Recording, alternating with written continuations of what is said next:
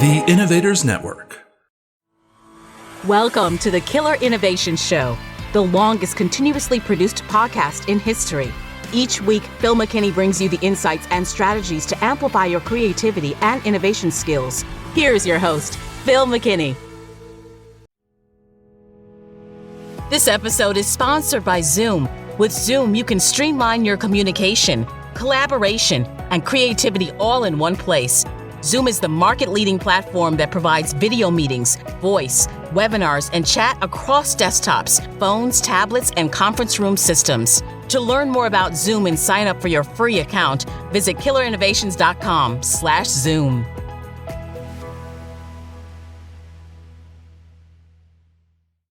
So you are about to pull together a team of 8 to 12 people into a brainstorming session. Your boss has come to you and said, hurry up, let's get a group of people together to come up with some new ideas. Do not, and I repeat, do not pull the same mistake that 90% of all brainstorms suffer from. What is that problem? There's no area of focus defined. Most teams will be given the challenge of, quote, quick, come up with a new product idea. The results can be predicted. The prediction is poor to none when it comes to creating any form of disruptive ideas. In fact, I can correlate the quality of the ideas directly to this challenge that is given. How can you hope to create great ideas when your total challenge is defined as quick, come up with a new product idea? So that is what we're going to talk about today. I'm going to share with you the 4 steps to creating a problem statement. And the problem statement directly correlates to the value of your brainstorm. When we pull together a team for a brainstorm, creating focus is absolutely critical. Focus being the F in FIRE. Focus, ideation, ranking, and execution. We're going to focus on focus today. And what do I mean by creating focus? You need to be able to communicate to the brainstorming team, the team that you're going to put together to drive and create ideas, or ideation as we call it. You need to be able to tell them who has the problem, what exactly is the problem, and why is it important to solve. Who has the problem?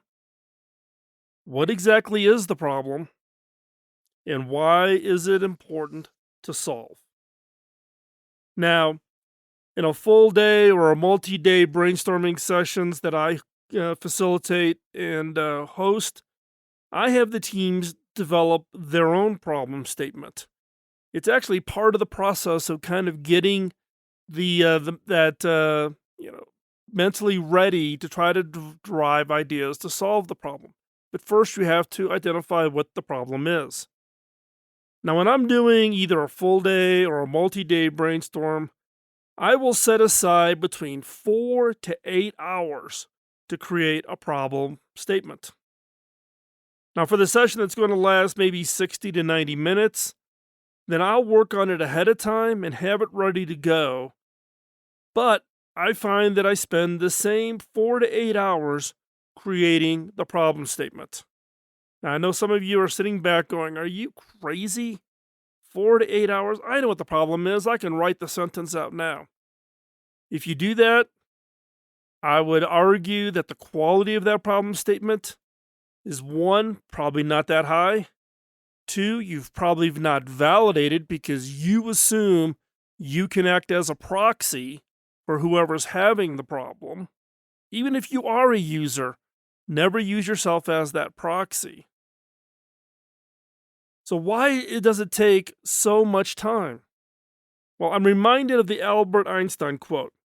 Quote, if I had only 1 hour to save the world, I would spend 55 minutes defining the problem and only 5 minutes finding the solution. So if Albert Einstein is given an hour to solve a problem, he dedicates 55 minutes to defining the problem, and then 5 minutes solving it. The better you at describing, defining, communicating the problem, the better the outcome will be, the better the ideas you will have. Do not scrimp on this. I've tried to cheat over the years where I've hurried up putting together a brainstorming team and really didn't dedicate the time and thought I could come up with a problem statement pretty easily. And I can tell you that 100% of the time, they were total and utter failures. A well defined focus via a well thought out problem statement will generate significantly more and radically better ideas when you are ideating, when you put together the team to come up with the ideas to solve the problem. Now, the core elements you have to address one of the following. The problem either has to solve a problem, it has to remove a barrier of some kind, or improve an experience. Anything else outside of that, then you're not talking about a problem statement. It needs to solve a problem, remove a barrier, and or improve an experience. Now, there are some basic elements of a problem statement. The first is who. Who is the target customer segment? Who is it that has this problem? Now, there's multiple ways you can look at who. You can look at who as individual. You can try to aggregate them up into some kind of a customer segment. I'll caution you to be careful that if you try to roll it up into too broad of a customer segment, that you will lose visibility and granularity to understand the problem. So, for instance, do you target a problem for people that are over 55, who own their home, who are pre-retirement, who have no kids at home but have grandkids? That is a very specific definition of a who. Or do you say, I'm going to target all boomers, everybody that's more than 55 years old? Two completely different. They are not equivalent, right? So be careful on understanding who has the problem. Who is that target that you're going to go after? The second is the what. What is the problem, the barrier, the experience you're trying to create? What is it? What's the problem you're trying to solve? And you need to be as specific and as granular, again, as you can be. And then the third element is why. Why is it important to solve it? Why is this such a big deal? Are we trying to solve a problem for one person or one little edge case of a problem? What's the value or the benefit to the problem? Now, this may sound easy. Okay, I define the who, I define the what, I define the why. But while you're trying to answer all of these, remember you need to be concise. It has to be something that everybody in the brainstorm can keep in their head. It doesn't state or imply a solution. You are just defining the problem. The example I always give is John F. Kennedy when he put out the problem statement or the challenge statement to put a man on the moon. And he stated that before the end of the decade, we will put a man on the moon and return them home safely. And that was it. That was the total statement. He did not say we're going to put a man on the moon and bring them home safely. We're going to use a 3-stage rocket. We're going to use a slingshot effect using Earth's gravity to propel the rocket to... No, he didn't define the solution as part of the problem. He stated the challenge and then later let them brainstorm and ideate on possible ways. What are all different ways you can get a person to the moon? How are you going to bring them home safely? Can't have all that fuel. How do you use the gravity to make that happen? He did not state the solution. He stated the problem, the challenge, and he let the solutions come later. So you need to be concise, and you do not want to state or imply a solution.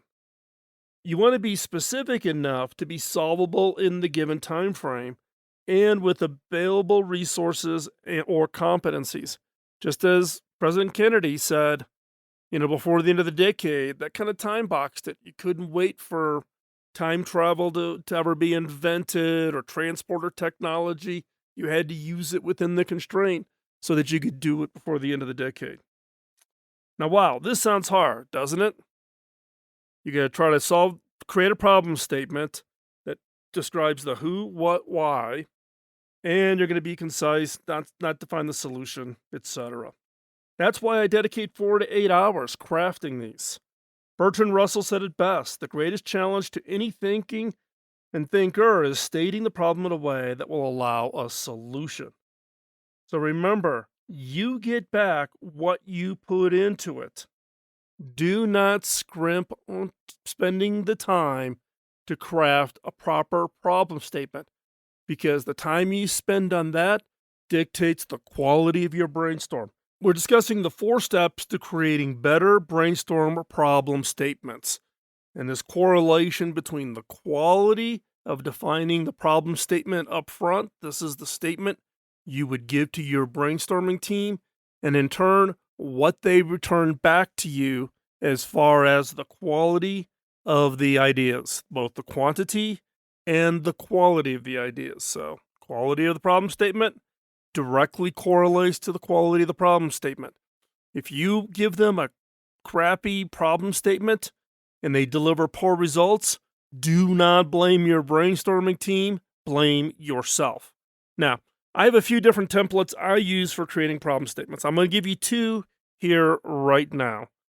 First of all, we would start the sentence with maybe the what, the problem statement affects who, the customer, the result of which, why is it important?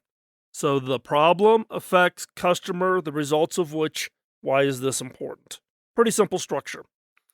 Flip side, just to vary it up, sometimes we'll say who, the customer, is affected by what, the problem statement, the result of which is, why is it important?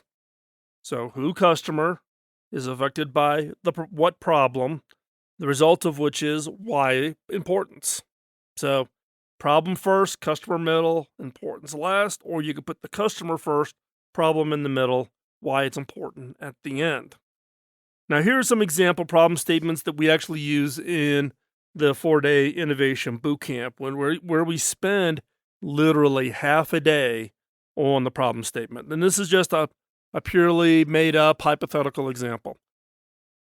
Middletown's hospital's current diagnosis protocol and tools are resulting in low diagnostic effectiveness and efficiency, causing up to 40% of its critical care patients painful extended treatment periods while substantially reducing the hospital's earning potential and resource efficiency. That's long, hard to read, given I stumbled, I couldn't even say the word diagnosis, right? Probably could be made more concise, hard to grasp. There's just a lot going on in that problem statement. So here's a better version of that same problem statement. Middletown's hospital's current diagnosis protocol and tools are resulting in low diagnosis effectiveness and efficiency, substantially reducing the hospital's earning potential and resource efficiency. So we talked about the who, right? The diagnosis problem, right? And the value, reducing earning potential or resource efficiency. So that's a good one. Here's another one, variation of the same one. Up to 40% of critical care patients are experiencing painful, extended treatment periods due to low diagnosis efficiencies and effectiveness of current diagnosis protocols and tools. Did you notice the subtlety between the last two? The last one, where it started off with Middleton Hospitals, they were the who, right? So it's all about protocols and tools to improve earning potential and resource efficiency. In the second problem statement, who's the who? It's the critical care patient. Different who's, right? So it's how you get specific. And in this case, this was critical. Because if you're not clear on the who is, how do you expect people to generate ideas? So who do you think the who should be? Should it be the hospital or the patient? There's no right or wrong answer to this, right? But you've got to think about those things in creating the problem statement. So again, the templates are the what, the problem, affects who, the customer, the result of which is why, what's the importance. Or another template being who, the customer, is affected by what, the problem, the result of which is why is it important. Okay? So, what are the steps that would allow you to create a well-defined problem statement? Step number 1, brainstorm the problem, of course, especially if you're running a full or multi-day brainstorming activity. Ask for people to list problems, challenges, friction in the system, barriers, unmet needs. Now remember, you're focusing on the problem. No solutions, just problems and challenges. Now I know this is hard. Everybody wants to jump in and come up with answers. Just focus on the problem. Everybody, this is a constant problem when we do this. List one per sticky, one problem, one challenge, one friction. Share them on a flip chart. Group the common stickies. Name the group. Now, what do the groups tell you? Is there a common set of problems or challenges? Vote, rank, however you want to select the ones that you think are the biggest problem areas. Step 2, have each individual answer the who, what, and why we talked about earlier in the show. Who is the target customer segment? The what is the problem or barrier experience? And the why. Why is it important to solve? What's the value of the benefit? So answer the questions. Who do you think the problem is the beneficiary? What is that problem or experience? And why is it important? And you may come up with multiple versions. That's fine. Then take the answers and start to draft problem statements using the templates. So just take the templates and start answering and coming up with and drafting a variety of different problem statements using the templates. And remember, you need to be concise. Don't state or imply a solution. You're not in the solution phase yet. You're not into ideating. You're just trying to get the problem statement. You're trying to truly understand the problem. And then 3, specific enough to be solvable in the given time frame with the available resources or competencies.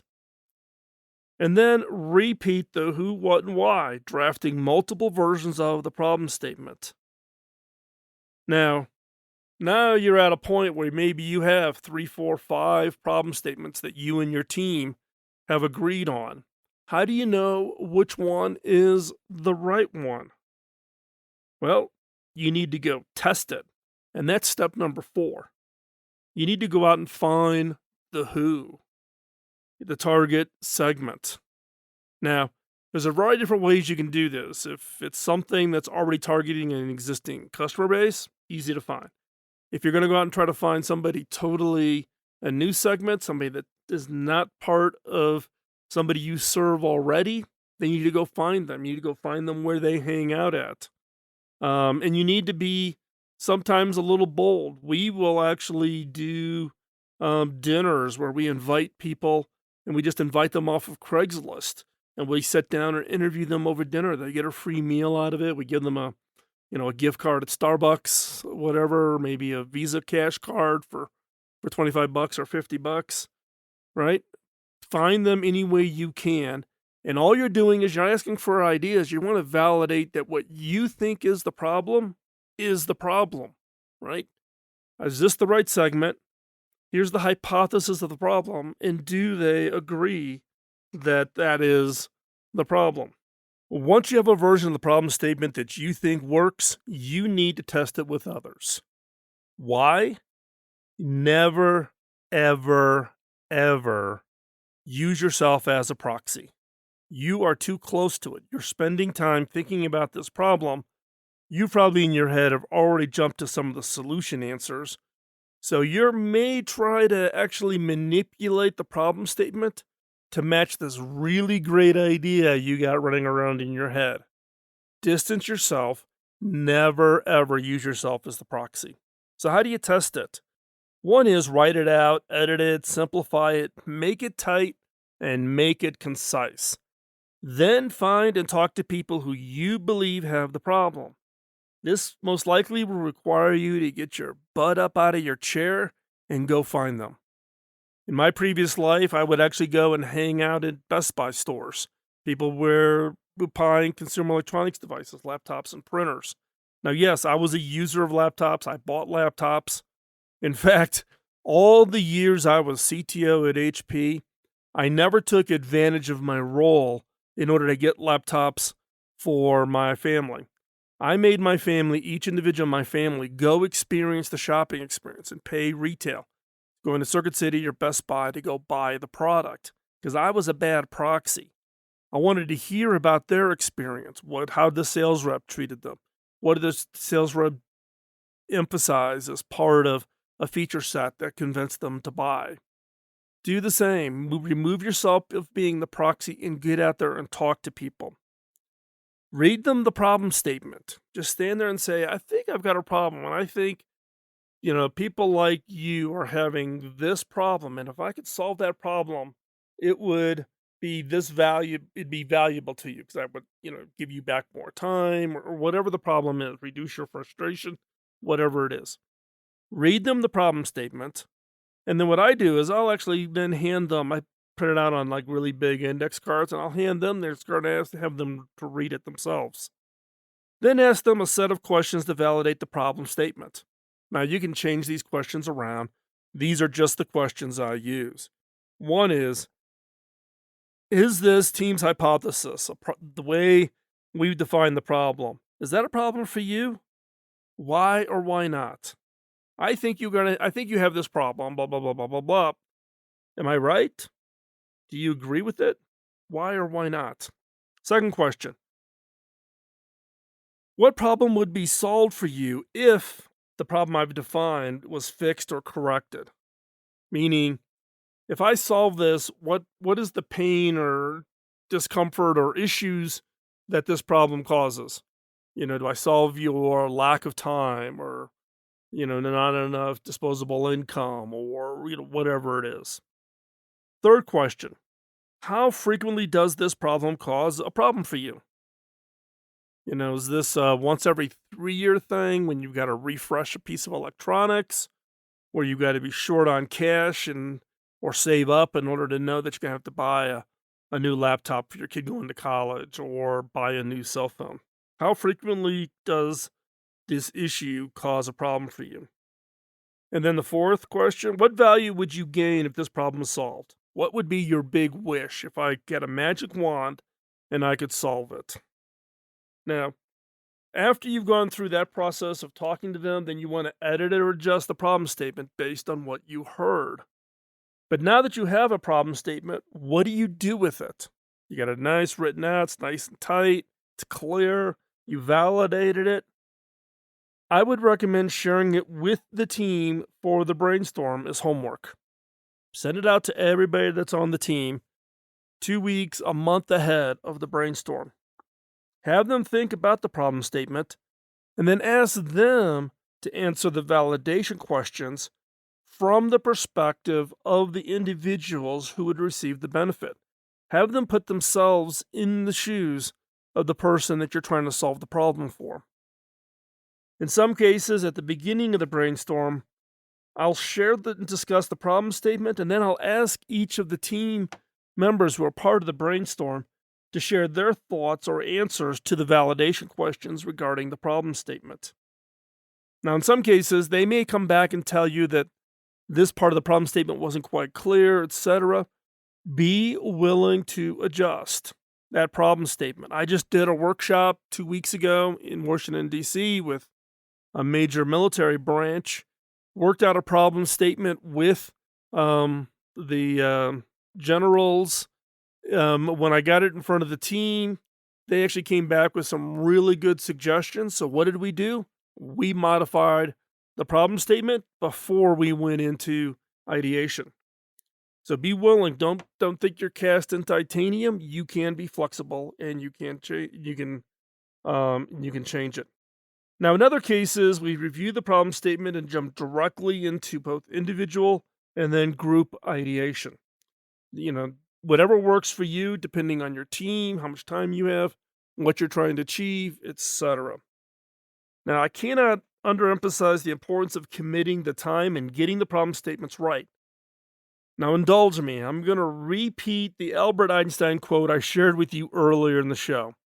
Quote, "If I had only 1 hour to save the world, I would spend 55 minutes defining the problem and only 5 minutes finding the solution." End of quote. Do not scrimp on this. Spend the time. Yes, I know. I'm sounding like a broken record. A well-defined focus via a well-thought-out problem statement will generate more and radically better ideas when you are ideating. So let's review the 4 steps to creating a better problem statement for your next brainstorm. Step 1, brainstorm the problem, not the solution. You're brainstorming the problem. The list of all the barriers, all the challenges you come up with, all the frictions, etc. Brainstorm the problem. List them all out. Group the common ones up. Derive what is that telling you about the problems that the users are facing. Step 2, have each individual on the team that you're working with to come up with the problem statement answer the who has the problem, what is the problem, and why should I solve it? The who, what, and why. Step number 3, draft problem statements using the templates. Take advantage of the templates and come up with a variety of different ones and then refine them, simplify them, throw out unnecessary words, make it nice and crisp and clear. And then step number 4, test it with the who. Who are you trying to solve the problem for? Test your problem statement. Doesn't make any sense to go off and ideate if you don't even know if you got the problem defined correctly. So test the problem statement. So 4 steps, pretty simple. Now, I will tell you though that one show is not enough time to cover everything about problem statements. We literally spend 4 hours on it when we're doing the 4-day boot camp. We teach the entire process as part of the 1 day. If you want your team to learn how to run radically better brainstorms by writing better problem statements, then I would suggest you host a 1-day disruptive ideation workshop, teaching your team how to think about better problem statements, how to run better brainstorms, how to ideate, how to do rankings. You can find out more over at disruptiveideation.com. That's disruptiveideation.com. I'll include a link in the show notes to make it easy for you to find. But I would encourage you that 1, you can immediately apply this. 2, share this podcast with the rest of your team so they understand the process if you want. Or 3, the option would be host a 1-day training. If you're serious about innovation within your organization, what are you investing in training, coaching, and mentoring of your teams to be better innovators? It's not going to come naturally just based on inherent ability. Everybody can innovate, but in many cases, they need to be shown the tools, the approaches, how to think, how to pull it all together, how to facilitate, how to get the most out of all of your team members to generate more and better ideas. So again, check it out, disruptiveideation.com. It'll give you a lot of information about the workshop.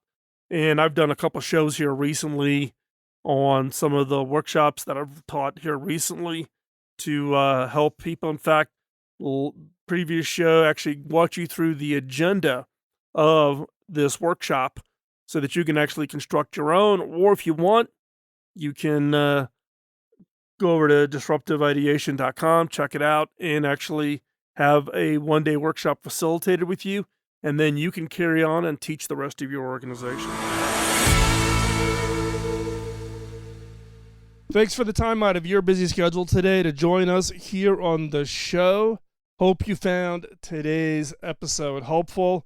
Remember, or if you want, you can hop on over to the Innovators Community. That is theinnovators.community. You can hop on over there and post it over there. We have shows. Each show we also post over there. The community, it's free of charge. No charge to become a member of it. And that's where innovators hang out. That's where innovators hang out and talk about their ideas, their stories, get feedback, ask for help, help others. So go over, check that out.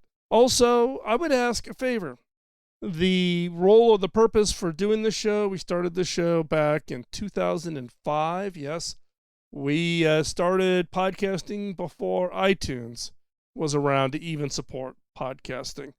So the reason we started this was to pay it forward, and I need your help to pay it forward. And what I need is for you to tell others, for you to pay it forward, the benefit, the information, hopefully the encouragement in your own areas of innovation from the show, for you to share that, pay it forward by sharing information about the show, encouraging others to listen to the show. That is how you help me pay it forward. So please tell others. Also, we're looking for topics for upcoming shows. We're always looking for topics, interesting guests, etc. You can drop me an email over at phil@killerinnovations.com. And I get that email, comes directly to me, bypasses anybody in the middle, filtering it all out. So you can just drop me an email if there's a topic, a question, or a guest who you think you would like to have on the show. And so with that, hopefully, again, you found today's shows helpful. We've got a number of great shows coming up, so subscribe, like, and follow. Follow over also on social media if you want to keep up with where we are traveling. We are on the bus with the mobile studio, so we are out visiting, traveling, meeting up with other innovators. So love to meet up with you if you happen to be, if you see us on the road. But if you want to follow where we're at, where we're heading, you want to hop on over to Instagram. For that, you can actually see pictures of the bus and therefore be able to recognize if you happen to see us on the road. But also, if you know people, we're in the Southeast right now. So if you know of innovators, people that have got interesting stories, would love to hear about that. So follow us on social media. Again, LinkedIn, Instagram, and the Innovators community being the three that I am most active on. So with that, thanks for listening. We'll be back next week with another episode, and we'll talk to you then. Bye-bye. Podcasting nonstop since 2005, this has been the Killer Innovation Show on the Innovators Network. This show is distributed by the Innovators Network. For more information and other great shows and content, visit theinnovators.network.